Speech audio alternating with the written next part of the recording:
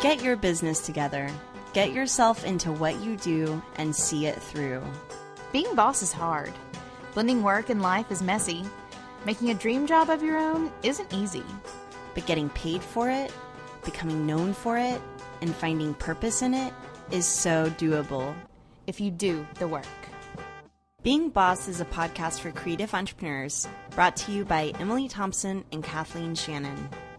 Hi, I'm Emily, and I own Indie Shopography, where I help passionate entrepreneurs establish and grow their business online by helping them build brands that attract and websites that sell.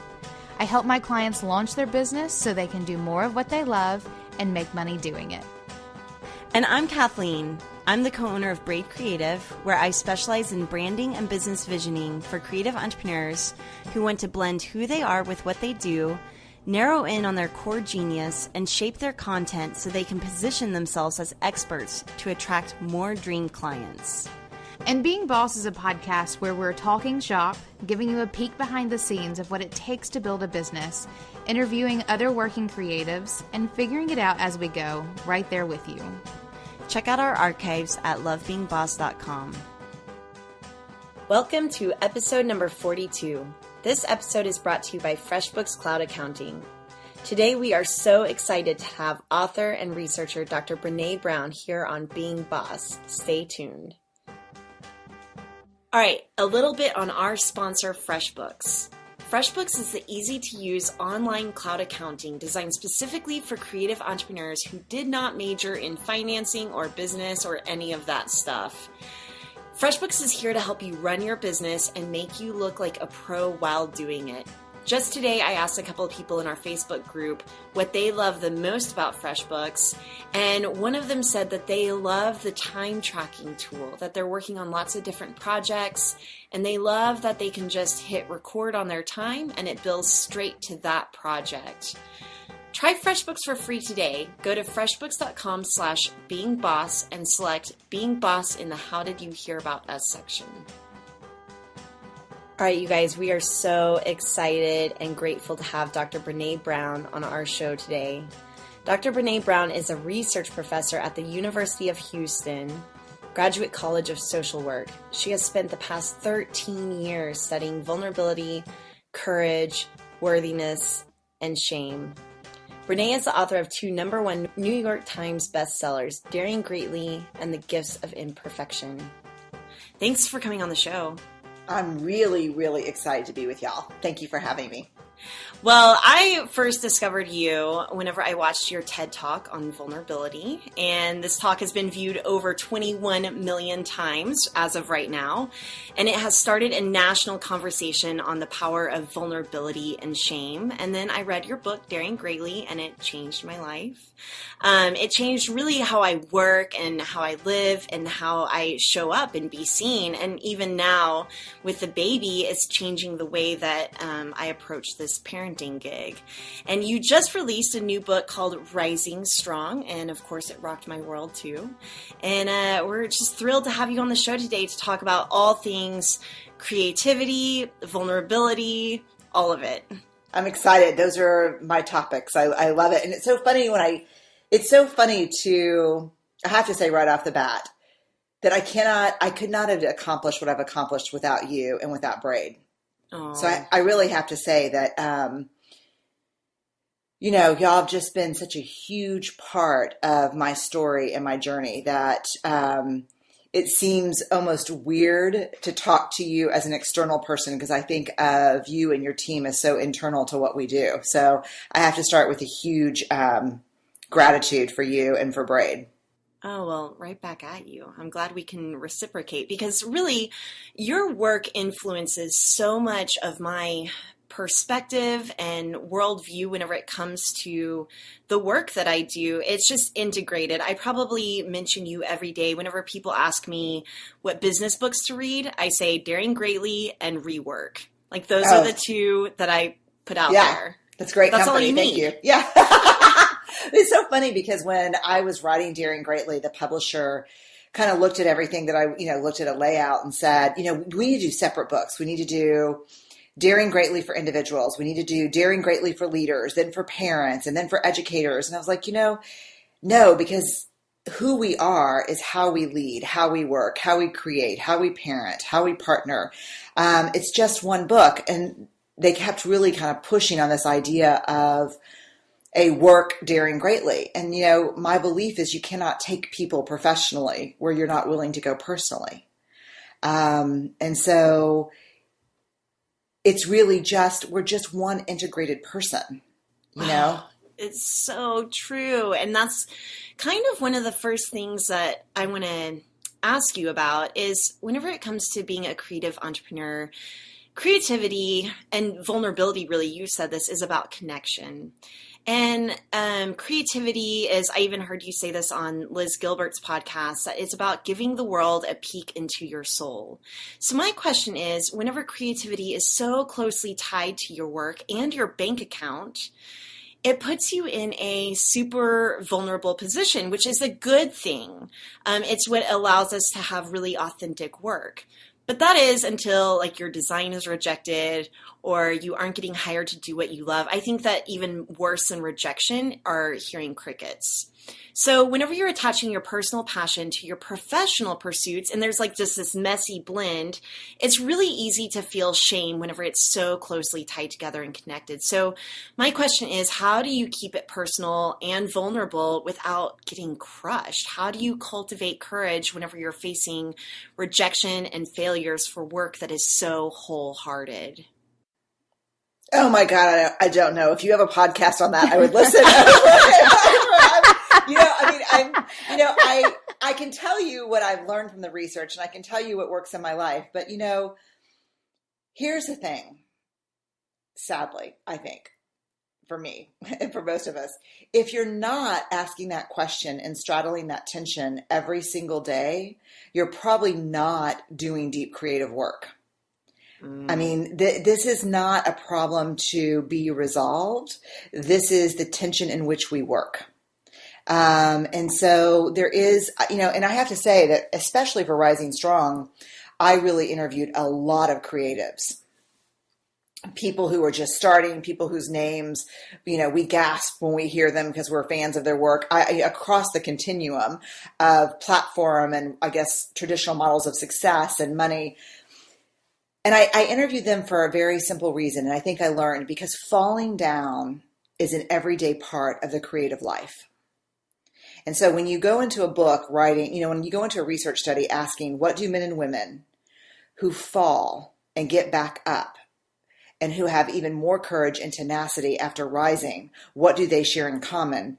It's so weird because the people who held the most information for me and the most truth were creatives, special ops military, veterans, and entrepreneurs.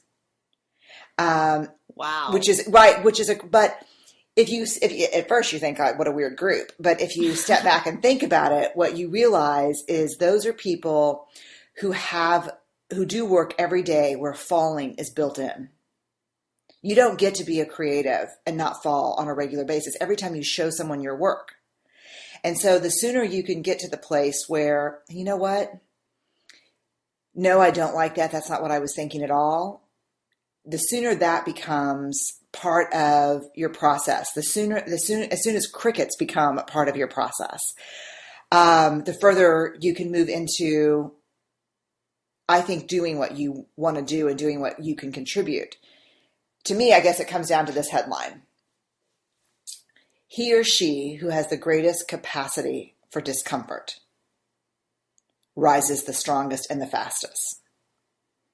And so creativity is all about straddling the tension, leaning into the discomfort, and finding your way through the dark. And that's why when we see creativity, we have we have a love affair with it, really, because we know the people on the other end of it spend a lot of time in the dark. Yeah. Yes. I may have just teared up a little bit. Just so we all know that. Wow. Thank you for that. I think as creatives, and especially as in the online world where we are all doing our process and working in our little corner. Like, I'm literally in the corner of my studio right now, in the corner of my house on a computer. And this is where I work. This is where I spend 20, 30, 40 hours a week. And as creatives, it's hard enough. And as online entrepreneurs, I think it's harder because we isolate ourselves on this whole other level. Oh, yeah. And so that message too is so powerful in terms of, it's supposed to be this way, I guess. Yeah, it's supposed being to be a creative this way. and being an online entrepreneur, and especially in a place where we separate ourselves so that we can run online boundaryless businesses. That I don't know, we do put so much into what we do, and we do fall harder. And that doesn't mean that we don't keep going. It just means we keep going regardless. Okay, so I think this might be a good time to read the quote from Daring Greatly. So Theodore Roosevelt's quote. Brené, do you have that handy? I can read it. I have it open right here. Do it. Okay. So this is how you open your book, Daring Greatly, and it's how it gets the title. And I just want to read this for people who have not read the book, just to understand what it means to show up and be seen and to fall face first into the dirt. All right. It is not the critic who counts, not the man who points out how the strong man stumbles or where the doer of deeds could have done them better. The credit belongs to the man who is actually in the arena, whose face is marred by dust and sweat and blood, who strives valiantly, who errs, who comes short again and again. Because there is no effort without error and shortcoming.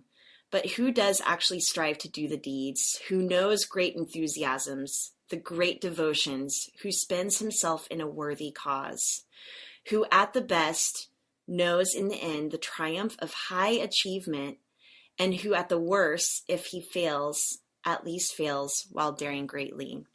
So I think that speaks to a lot of what we're talking about whenever it comes to being a creative entrepreneur and that failing and getting down and down. So what I loved about Rising Strong is, I read Daring Greatly and I was like, I'm vulnerable and I'm in the arena. And then Rising Strong made me realize that I'm like face down in the arena. I'm that person who's marred by dust and sweat and blood.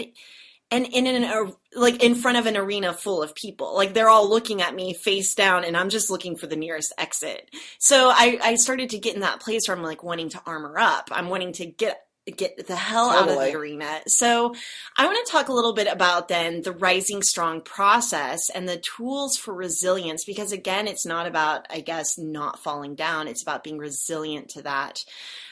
So what are some of the tools in Rising Strong that are your favorites as far as adding to that resiliency? Well, I think I'll start with a very concrete example of one of my favorite tools is get really clear in your life about whose opinions of you matter. Because what happens, I think, for all of us who are putting work out into the world, there are a lot of cheap seats in that arena that you just described. People who will spend their lives very far from the arena floor, hurling advice and judgment, some mean-spiritedness, especially, as you're talking, Emily, about online and kind of ubiquity and being everywhere. And there are just a lot of cheap seats. And so the problem, I think, and I've really seen this in the last couple of years, especially for those of us who spend a lot of time online, the problem is that when you open yourself up to all of that feedback, it is really devastating because it hurts. I mean, when people say mean things, it hurts. And when it stops hurting, you've got a much bigger problem on your hands. Yeah, because it should hurt, because what happens, especially as creatives, is we've got all these receptors. I mean, imagine tentacles. We've got all these receptors open in the world. And we have to, because it's where we draw inspiration. Like, I can spend 2 hours cleaning my study, noticing a font on a billboard driving home, and then hear a line on Law and Order, and I put those things together in some crazy way that's really meaningful. That's what it means to be a creative, to connect the seemingly unconnectable. That's what we do. And so we have these receptors open. And so that feedback comes in and it hurts and it tears us down, and it's not in service of our work. So the question becomes, or the struggle becomes, So I think let me go back up and say, I think the way we respond to that hurt is we move to the very dangerous, I don't give a shit what anyone thinks. Mm-hmm. And then, oh my gosh, then you've got your receptors closed, then your sources of inspiration are gone. So the object becomes whose opinions of you matter. Because when you close down your life to all feedback and you don't care what anyone thinks, you lose your capacity for connection. When you're defined by what people think, you lose the courage to be vulnerable. So I think getting clear about whose opinions matter, and what the advice that I give in Rising Strong is something I've done for the past 4 or 5 years. It has completely rearranged my life. That is a 1 piece by 1 inch piece of paper. I mean, an inch by an inch. And you actually write down the names of the people whose opinions of you matter. Get very clear. And the prerequisite for being on the list is these are the people who have to love you, not despite your vulnerability and imperfection, but because of your vulnerability and imperfection. I carry mine in my wallet. So when I am trying to hack into the back of Amazon to find out the IP address of someone who left a shitty comment, I'm like, okay, wait a minute. You're not on my list. You're not on my list. These are the people whose opinions matter. And these people are not yes people. These are people who say, I read the chapter. I love where you're going. I don't get it. I need more help making the connections. I'm not tracking. I'm not relating to the character in the story. They give me honest, real feedback, because let me tell you for sure, one thing I've learned in this research, there is absolutely no mastery without feedback. So I think that's the big first piece.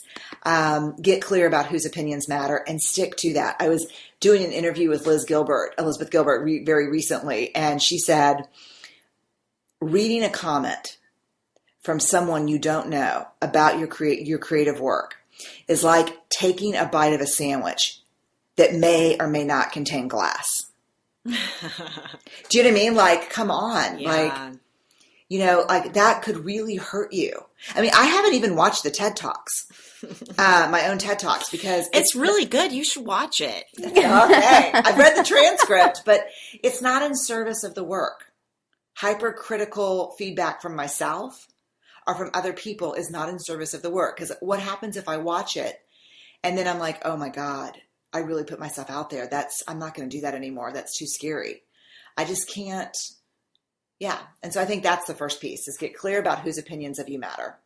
One of the things that you said to me that has stuck with me ever since is whenever I was working with you on the website, and I asked you, because it was the first time I really started dealing with online criticism from people who don't matter. And you said, you looked at me and you said, Kathleen, you have to write for your fans and not for your critics. And that was huge. And then another thing that you said was to share what is vulnerable, but not what is intimate. And that my boundaries would be constantly changing. And they have, especially in the last year and a half since having Fox, my boundaries have absolutely changed. And so I think that's part of the rumble too, is that, and that tension that you were describing earlier, is that the boundaries are always there, but they're always changing. Yeah, because what's vulnerable, I do. I mean, I live by, I share what's vulnerable, but not what's intimate. I live by that. But what is vulnerable, lately has some of the vulnerable things that have just felt kind of vulnerable and okay to share for me lately have become truly intimate, and I'm not sharing them. Mm-hmm. And vice versa. And I think also I wrote in the beginning of my career, literally, I pictured a mobile over my head with every potential critic in my life, my academic advisors and mentors, other people in my field, some of the really just mean-ass people that I know who are just always scarcity-based, critical. And I think I literally picture that. So today when I write, I actually have a physical mobile of my friends and family members over me. And all I ask is that I'm being true to them. That when they read it, they say, she's showing up, she's being who she is, and she's telling the truth. I love it.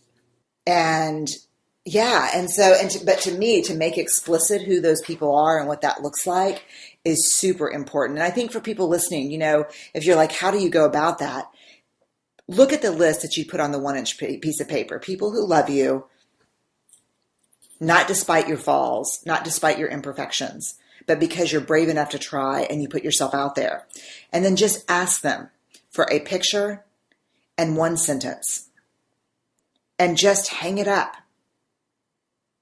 Just hang it up. I have one friend that on the back of hers, it said, just tell me the truth so I can find my story in your words. You know, I mean... Oh, that's so powerful. Yeah. What a mindset shift to change the people that you think about whenever you're creating, from being the people who write the negative things, which we all do. We think about those more than the positive things that come out of what we do sometimes. That's totally. Not just a mindset shift. That's like a physical space shift to like force the mindset shift to happen. I'm really believers, and I think that's what one of my favorite things I do with y'all at Braid is making explicit values and ideas. There's a huge power of the combination, and you know this from your blog, Kathleen, and your work, and Emily, you too. I mean, there's a huge power between the combination of images and words. And values and ideas and beliefs are so hard to stick to that having visual reminders around your workspace of what's real and important to you is hugely important. I mean, I remember, even without going into too much detail, at one point while you were working on Rising Strong, I emailed you something that we had come up with through the Braid process. And I was like, you said this 3 years ago. Oh my God. You don't even know the shit show that started. I mean, okay. So that whole branding, is that a branding exercise, that Braid exercise? Yeah. I mean, our whole process is pretty much one big branding exercise. Okay. We still when we are in struggle, we still go back to that. But and part of that, I mean, just for people listening, and part of that, and we can share it with the listeners. When you write a book, when you have The Gifts at #1 in the New York Times, and then you have Daring Greatly at #1, there's a ton of pressure when you're sitting down to write another book. And there was a huge push for me just to rewrite Daring Greatly. Find a quote as the spine, riff off the quote, set it up the same way. But that was not the book in my heart. And that was not what I wanted to do next. And I have to say, I have experienced some very huge, major professional failures in my life. Books that have failed, projects that have failed, some publicly. And I know from my experience in falling and failing that when you fail and you put your heart and soul into it, it hurts like the dickens. I mean, oh God, it hurts.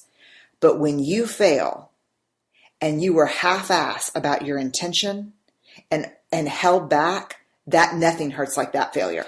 Whew, no doubt. Nothing hurts like that failure. So I was like, you know what? What is the book that's worth writing, even if I fail? And so then you sent this image of something from 3 years ago that was kind of like a whisper to myself about what this next book would be and what it wouldn't be. And it was on a beautiful image that y'all had designed. And I was like, damn that, Kathleen. I mean, let me tell you something. It started like, I'm not even kidding you. Like, I was in New York probably 5 days after that, sitting down with a table load of people at my publishing house saying, this is not going to be this book. This is what I'm doing. And I hope you're on board because this is what this book is going to be. And it's there is some power into making it visual and making it real. And I feel like that's what a lot of branding does. So I'm curious, Brené, coming from such an academic background, and part of the work that we did with you was helping you really embrace that personal branding side and that kind of creativity side. I feel like you came to us while you were going through your own creative revolution of sorts and making that more public after decades of doing the hard research. So I'm curious if or how your creativity is impacting your research process as far as like making it visual or making it real, or if you're beginning to blend some of that academic process into your creativity. Oh, I think it's both. I think it's so fully, I think this is a really great place to kind of interestingly insert some research. I mean, I think the research I did probably a decade ago for The Gifts of Imperfection on creativity really was such a hard, painful reminder for me of the fact that there is no such thing as creatives and non-creatives. To be human is to be creative, and to deny that is to introduce pain into our lives. And so I think I was always a very creative person, but I had actually forced myself to kill off that part of myself, to fit into the academy, into academics. And, but if you came into my house, you would see that I was a creative person. If you looked at, my wedding invitations are pen and ink with hand painted daisies on them. So,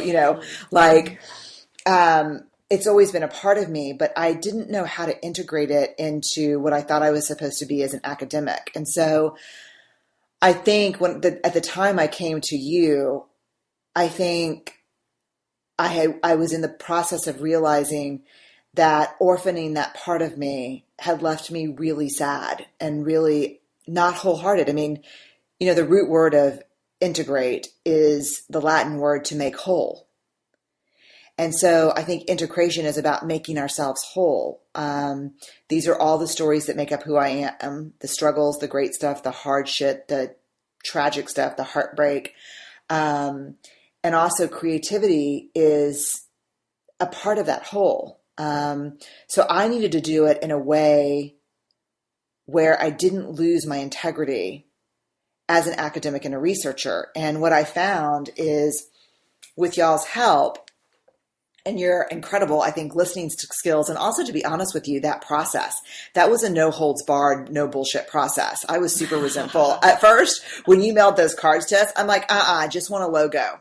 And you're like, I know. You were even like, I'll pay you double. We'll just do the design. I'll pay you double to not have to do this. I know. I was like, I don't want to do this. And then I think it was digging into that braid process for me was a reclaiming and an excavating, and it was painful and hard. And what I think has happened is it's made me a wholer person, more whole. It's made me a more whole person, a more wholehearted person. And that's benefited every part of my life. I don't have to hide my washi tape. Right. I don't wear it on a holster. But I get to be who I am. And so even today, when I see people doing that thing where they're compartmentalizing who they are, like whether it's motherhood or creativity or family or, mental health struggle or being sober or whatever it is, the only unique contribution that we'll ever make in this world will be born of our creativity and of our wholeness. And so that's where the juice is, right? That's where the magic is. It's in that blend. And I think everyone talks about like the work-life balance, right? And I know that there's been a backlash against that, but I like to think of the work-life blend. And for me, especially since having a baby, it's gotten really messy. I mean, the blend is just face down and really messy. Blend is such a nice word. No, Fox is like literally, he's texted me on Evernote before, like the work-life blend with Kathleen right now is ridiculous. Hi guys, Emily here to jump in and introduce you all to our newest sponsor, Acuity Scheduling. I don't know about you, but at this point in my boss business, my calendar has become a sacred place. Between team check-ins, launching projects for clients, and recording podcasts, it can be a bit of a struggle for me to easily and efficiently book coaching meetings or just moments in between to catch up with my online buddies. This calendar hustle is why we are so excited to pair up with Acuity Scheduling to give you the tools and insight to manage your calendar like a boss. With features like automatic reminder emails and client self-scheduling that lets your clients and pals sign up based on your availability, goodbye to the back and forth of are you available when, and hello, streamlined scheduling without the headache. Schedule clients without sacrificing your soul. Sign up for your free trial of Scheduling Sanity at acuityscheduling.com/beingboss. Now, let's get back at it. So one of the things I want to talk about is in Rising Strong, you talk a lot about the messy second act of the story. And this was inspired by some of your interaction with Pixar. I think you were giving a talk there and asking them about their creative process. So I think a lot of what this podcast is, Being Boss, is about shining a light on that messy middle. But my question is, this gets a little bit more philosophical. Is it all just the messy middle? Like there's no beginning or end like there is in a Pixar movie, right?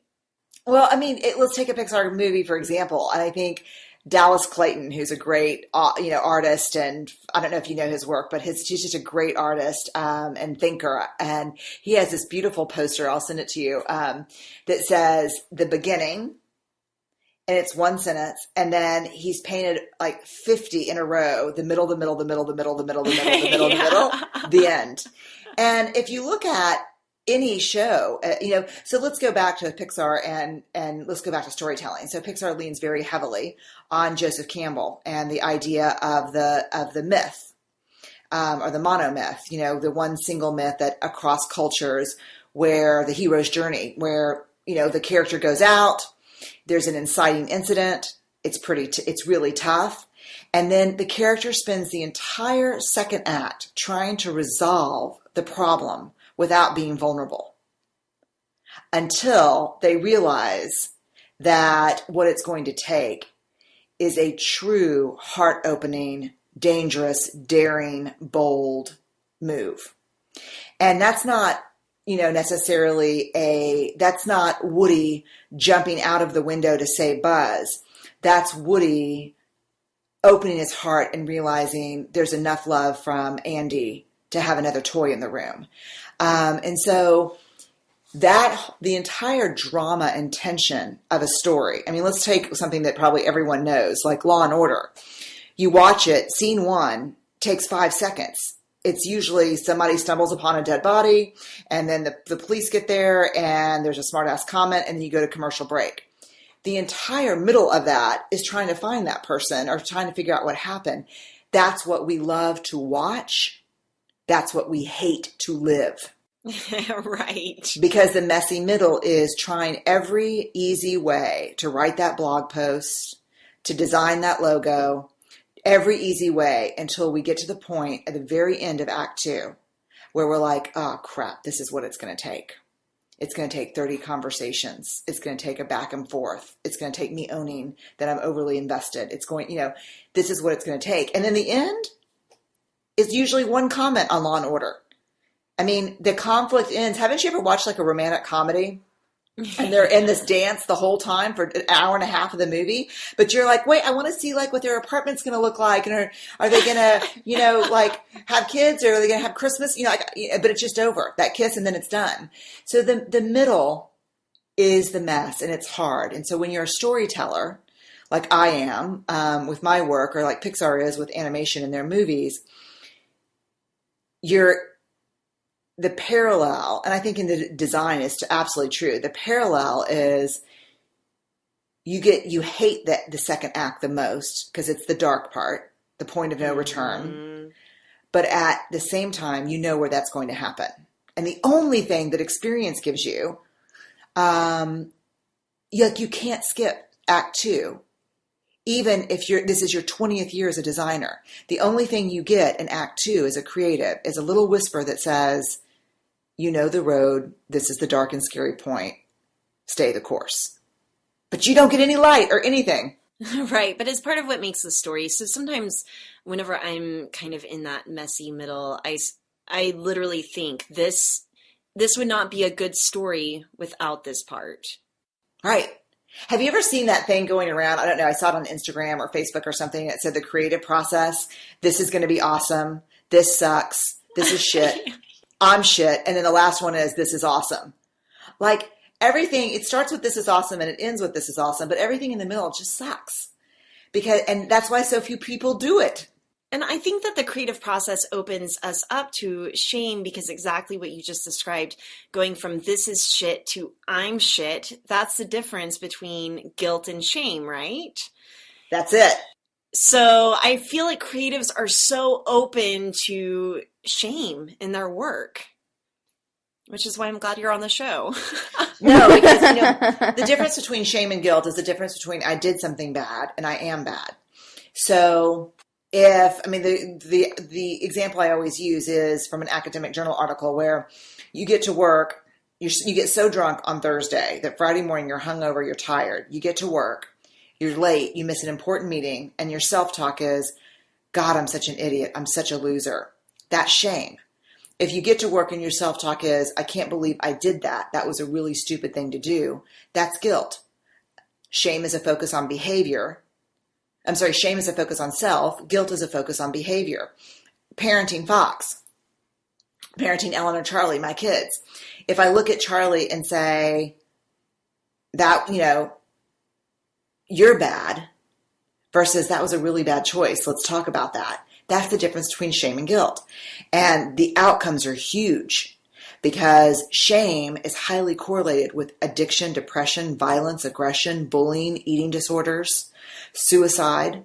And guilt is inversely correlated, meaning people who have the skill to be able to separate themselves and their worth from their behaviors and be able to look at it objectively and say, I'm not stupid, but that was a stupid choice. Number one, don't have those outcomes. And number two, are more likely to change the behavior. Because if I'm parenting, if you're my daughter, and say, Emily, you're my daughter. And no, I'm not going to use this as an example because I don't like to use, let's say my daughter's, let's say Susie is my daughter. And I say, I find out Susie lied about something. I'm like, Susie, you're a liar. Where do you have to grow from there? It's not you told a lie. That's not okay. That's outside of our bounds as a family. That is, you are a liar. How do you change that? It's who you are. And so the problem with creativity, the struggle, is that it's not unusual for me to say, this book is not what I think. This book is who I am. This piece of art is not what I produced. It's who I am on paper. So we have this sense that what we're producing is a piece of us. And so if it's not loved, then we are unlovable. If it has no value, we have no value. If you don't put worth on it, then I am worthless. And so it becomes a very tricky balancing act of, yes, what I produce is a part of me and a reflection of me, but it is not me. And that's hard. And if you know what the parallel is, really? Children. Parents who overly identify with their children and are overly enmeshed in terms of boundaries have a tendency to shame their children much more. Because if Ellen says something in front of her teachers that's disrespectful, I can't separate that from how I think I'm perceived by those teachers. And so I can't help her out in terms of helping her understand what she's done or how she could do it better, because now I'm so invested that I've taken this as a personal reflection of me. So that kind of brings us to, there's one part of the book I want to talk about real quick, and that is on perfectionism. And I did not think I was a perfectionist until I read Rising Strong. And you were talking with your therapist about people doing the best they can. And anytime I'm told, like, just do your best, I'm like, dude, my best is like up here. I will drive myself into my grave doing my best. And so then you pointed out in Rising Strong that there's a connection between people believing that they're not doing their best or that no one else is doing their best with perfectionism. So I want to talk a little bit about how perfectionism plagues creativity. What are your thoughts on that? No, so I think one of the things that's incredibly helpful, I guess, context for understanding perfectionism is to look at what perfectionism is and what it isn't. And so in research and in studying achievement, success, striving, excellence, what we know for sure is that there's a tremendous difference between striving for excellence, or what we call in research healthy striving, and perfectionism, and that they're actually not even related. that healthy striving, or striving for excellence, is internally motivated. It's about setting goals for ourselves to achieve. Perfectionism is really motivated by one influencer, which is, what will people think? And so perfectionism is actually what we think of as a defense mechanism. So it's the line of thinking, and I know, it's, hi, my name's Brené, I'm a recovering perfectionist. But what we think of as perfectionism is, if I make it perfectly, live perfectly, dress perfectly, look perfect, work perfect, I can avoid or minimize shame, blame, and judgment. And so what perfectionism is actually is like a 20-ton shield. We carry it around thinking this is going to protect me from being hurt or blamed or judged or shamed. When in truth, judgment and shame and hurt are just parts of the human experience. And that shield does not protect you from them. But what it does do is it keeps you from being seen. And so healthy striving and perfectionism are two radically different things. And so are we killing ourselves because of an internal goal? Are we killing ourselves to perfect, to prove, to please, to perform? They're all the P words. And so that becomes the question, what is the motivator?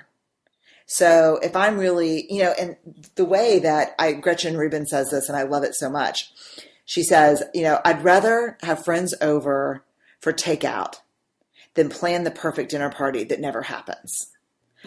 I'd rather publish the book that's not perfect than keep adoring the perfect one that will never move off my laptop. I'd rather walk for 15 minutes than not do the run that'll take an hour and a half. And so to me, perfectionism, this is another quote about perfectionism that I love from Annie Lamott, which is, perfectionism is the voice of the oppressor. And to me, in creativity especially, perfectionism is the voice of the oppressor. I always say when I find myself in perfectionism, I always laugh and say, oh my God, the killer's in the house. Like, like this is me. Oh man, I love it. Well, we have just a couple of questions from our listeners, if you just have a couple more minutes. I do. We told our Facebook group, which has over 4,000 bosses in it, that we were interviewing you today, and they were super excited. Literally every single there's a conversation every day about your work in our Facebook group. So I love that. You're making waves, Brené, among the creatives. Yeah. And shout out to whoever created the hashtag Muppet Arms, because they were so excited that apparently it gave them Muppet Arms. Yeah, I love Muppet Arms. Yeah. All right. Emily, do you want to ask one of those? I do. I think this first one is going to be really, really good, especially considering we just talked about like negative feedback and what happens when that happens. So this question is from Amira, and it is, how do you deal with praise as a creative? When is it too much and time to unplug from external affirmation while still putting your work out into the world for people to enjoy? I feel depleted after being so vulnerable, but also recognize that this is a crucial element for my art practice. It's a really great question. We read every email that comes in through us. I don't read them, but someone who works with me does. And what I really say is, give me the feedback that will help me. I don't want the kind of gratuitous praise, and I don't want the I hope you die. I just want the feedback that's really constructive, and I'd like it to be a higher positive to negative ratio, because I think that reflects what's actually coming in. Now, if we have a project where there's a higher negative to ratio to positive, then I want it in ratio of whatever the project is. Does that make sense? Yeah. But you have to be careful, because you have to, I keep leaning into the list of people whose opinions of me matter, for both corrective feedback and positive feedback. Because when you open the door and say, I'm going to take all this stuff that's, love you, you're the best, it's really a shortfall to opening yourself to the others. So I think I lean into that list. And then I ask the people who curate my email for me and kind of to give me feedback that helps. So someone will say, oh, I really loved your talk in Washington, D.C. last week. The examples were really helpful and helped me relate it to my life. That's constructive for me. If it's just you're awesome, I don't really get those as much because it opens me up to the you suck. Right. One thing that really helped me with both positive and negative feedback was Don Miguel Ruiz's book, The Four Agreements, and the chapter on not taking anything personal. Yeah. Even the positive feedback. And I think that you're exactly right, Brené, that opening yourself up to being lifted up by the positive, it's great, but it only lasts so long. And I've noticed that for me, it does open me up to the negative stuff too. So I try and be really neutral about it and not take any of it personal, but that can be difficult on both sides of the coin, good totally. and bad. And I'll tell you this too, one thing that's a huge kind of rule of engagement for me is I don't share anything until my healing and growth is no longer dependent on the reaction to it. Yeah. Does that make sense? Especially in writing and blogs and stuff like that. I don't share a story where my healing is dependent on the feedback. I share it once I've already healed from it. Oh, good. That is such a great rule of thumb. It's pretty helpful, I gotta say. Yeah. I think, you told me that actually a couple of years ago, and or maybe I read you write that somewhere, and I pretty much have not been blogging since becoming a mom because I'm still in my shit with it. Right. And but I'm looking forward to the day that there is a little more healing so I can help other people a little bit more through the sleep deprivation or the identity crisis or, all the stuff that comes with it. And that stuff is really real. And I have to say that one of the things that you'll see, if you look at my work, I blog very little about parenting because, I will sometimes, but you have to be careful and you have to be really prepared. Let's do Heidi's question. I would love to hear your take on being creative, quote unquote, in the dark. As creative entrepreneurs, we do so much creative work that is seen and sold out in the world that it can be hard to find the time and energy to do creative work that doesn't feel as commercial or ready for the world's eyes. When creativity is already part of our everyday lives, how do we keep the mojo going to make more that may or may not one day sell? P.S. She's excited that you're here. Hi, Heidi. I think that's really, it brings me back to a story my therapist told me one time about a guy who, let me think if I can tell the story right. Cause it was really, the CEO is on like this much needed vacation after a year of not taking a time off. And he's sitting on the beach and he's watching this fisherman come in with his boatload of fish.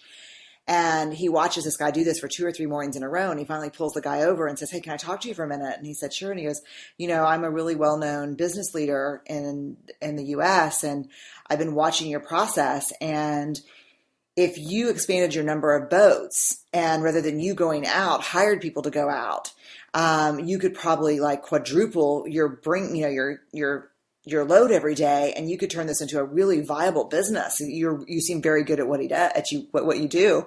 And he said, yeah, but I get to fish every day already. It's like we turn what we love into a business, and then it changes from a vocation to an occupation.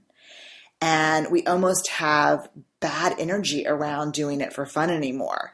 And so for me, that's a constant battle, and it has to come with white space. So if I do not have white space built into my life, I do not do anything creative for fun.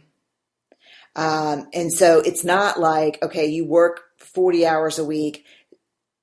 It's not carve out another 10 for fun creativity. It's carve out another 10 for nothing. And then you'll be willing to lose part of your 40 for fun creativity. It's about, to me, I think it's about white space. It's about having time, because as soon as the fun creativity gets scheduled, it just becomes the other stuff again. There's no spontaneity. There's no wonder. So to me, it's about white space, and the best advice I ever got was from a friend who said, schedule your white space, because we have shared calendars and everybody has my calendar who works with me.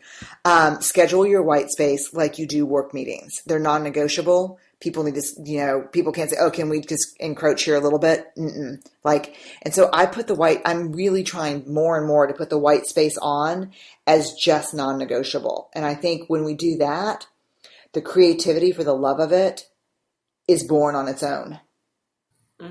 I love it. Boundaries. Boundaries. Amen. Brené, thank you so much for taking the time to come on to Being Boss. We're going to let people know where they can find you. But everyone check out Daring Greatly and Rising Strong and Gifts of Imperfection. They all were they all 3 New York Times bestsellers this last week? Yes, they were all on the list, which is really weird, but amazing. I have an incredible community, so I'm grateful. So exciting. And we will include in our show notes where people can find your work. Thanks again so much for joining us. Is there anything else that you would like to add where people can find you or? We've got a new business that I'm really excited about. It's kind of my passion project. It's courageworks.com, and I'm taking all my content and offering online classes on the books for individuals, couples, teams, organizations. So I'm really, really excited about it. It's something people have been asking for a long time, and we had a lot of fun doing the Gifts of Imperfection. And so check us out. Thank you for listening to Being Boss. Find show notes for this episode at lovebeingboss.com. Listen to past episodes and subscribe to new episodes on our website, on iTunes, SoundCloud, or Stitcher. Did you like this episode? Head on over to our Facebook group by searching Being Boss in Facebook to join in on the conversation with other bosses or share it with a friend. Do the work, be boss, and we'll see you next week.